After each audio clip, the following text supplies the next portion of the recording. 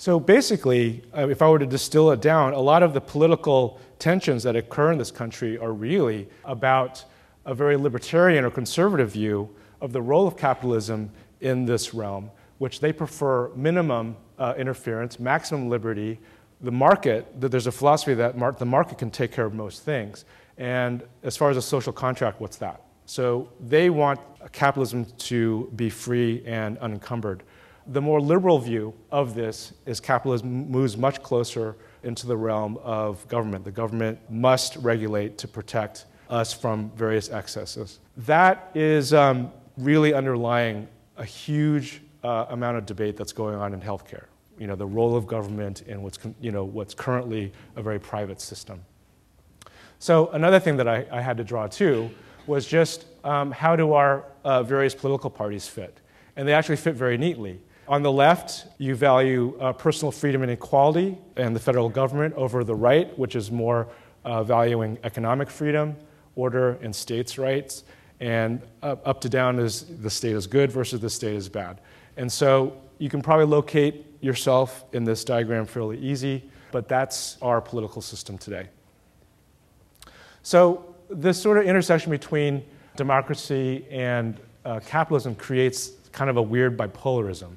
Okay, so you could say that I'm against outsourcing American jobs if you're in the mode of Homo democraticus, but if you shop at Walmart, that is a contradiction. If in your Homo economicus mode, or you can believe in strong antitrust laws, but then you can also own 1,000 shares of Microsoft.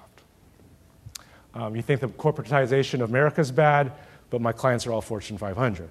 Okay, so here's an example of that. There is a very right-wing libertarian think tank called the Progress Freedom Foundation, and they really support a lot of free market policies. And I looked at their supporter list. I went and bought 100 shares of each one of these stocks back in January just to see how they go. And what's important is a lot of media companies there. Microsoft, antitrust, news organizations, and a lot of cable infrastructure companies, which are, in my opinion, a big threat to what's called net neutrality. They want to charge you money to access certain websites at high speed, which is totally wrong. But over several months, I'm up in this portfolio 21%, whereas during this recession, typically people have lost between 30 and 50%. Not that I'm an investment advisor, but this is actually not a bad plan. You just follow the money. So let's not talk about politics for a moment. Let's talk about Maslow. Everyone's familiar with Maslow, hierarchy of needs, going from the very bottom, physiological, food, drink, shelter, et cetera, safety, belongingness, all the way up to, a cognitive, aesthetic, self-actualization. This is a recent one updated in the 90s. What I came to realize that our entire capitalist system, private sector system, is all organized around the physiological. Like food, McDonald's, IKEA, Toll Brothers, Nike. If there's a human need, there's a company and product to satisfy that. So our entire private market is all at the base of this pyramid. In the safety realm, not exclusively, but predominantly, that's the realm of government. So you have to ask yourself, okay, so if everything is locked in the bottom two layers, then what takes care of belongingness, self-esteem, and the cognitive? And where are we as a design profession, which we're basically all born out of this bottom layer, and that's the focus of our work.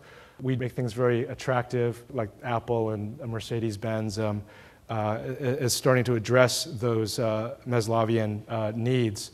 But I came to realize that these social networking services are starting to take care of these needs right now.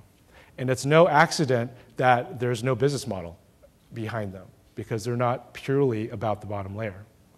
So the question is, what is the role of design? Again, capitalism. And I realize that democracy, as we understand it, is this middle area.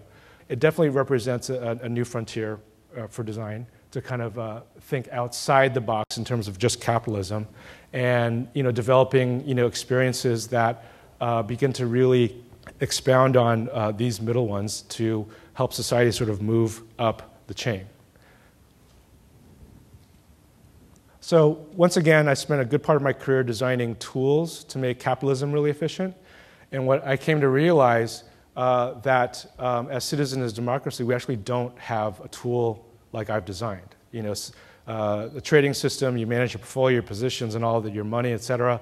But there's nothing that we have personally that we can manage our take on various issues. So I set about designing that. I designed a theoretical project called yourown.democracy.org, where you can, you know, vote for or against issues. You can track all the things that are important to you. This is sort of your personal profile page. It shows, assuming that there are 100 million people on this system, live sentiment, just like a stock price chart. This is like how we're feeling in real time as a democracy. And the navigation up on top is basically all the issues that are possible to think about. And there are a lot. But it's a way for you to sort of organize. You can go in with one and you can cover all of them, but it's a convenient place to do all that. And you can track all the things that you're into, and on the right, see what your friends are into as well.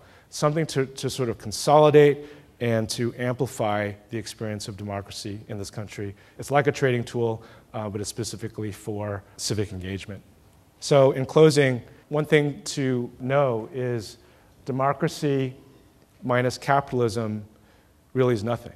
You can't really have democracy without the presence of a market. So we do live in a situation where they go together, but capitalism without democracy can exist. Democracy plus capitalism is America. Autocracy plus capitalism is China. Democracy plus apathy sets a fairly fertile ground for abuse of power. You know, in our system, it's not a direct democracy, it's a representative democracy. We elect our leadership. Our leadership is only as good as who we choose. And if they suck, a lot of things suck. Government plus corporatism equals fascism. And I don't use this word lightly. As you know, there is hundreds of millions of dollars being spent by lobbyists to influence our elected leadership, to make policy in their favor. And historically, that's what fascism is when government and corporations try to control everything. And so I don't think the fear of the United States tipping over into socialism is really quite the fear. I think that the United States is set up to actually tip towards fascism. Democracy plus participation is accountability, both from leadership and from citizens' point of view. Interest plus politics creates a culture of competition. Democracy plus civility creates a culture of cooperation. If government equals public goods and the free market equals private goods, then it is democracy that decides the ratio. If you don't care, then someone else is going to decide what that ratio is. Design plus capitalism equals stylish prosperity. We're really good at this, right? So my question is, design plus democracy, what is that? And I think it's got to be more than ballot redesign. That work, Design for Democracy, is really good. It's got to be more than election websites. It's got to be more than sexy new presidential logos. So what else? So I throw it out there. I'd spent some time developing a website to organize issues. I think no one asked me to do it. I thought it was important. I'm having conversations right now about making it a reality, so stay tuned. But it's a question that I want to throw out to you. What can you do? I think there's a lot to do. So thank you very much.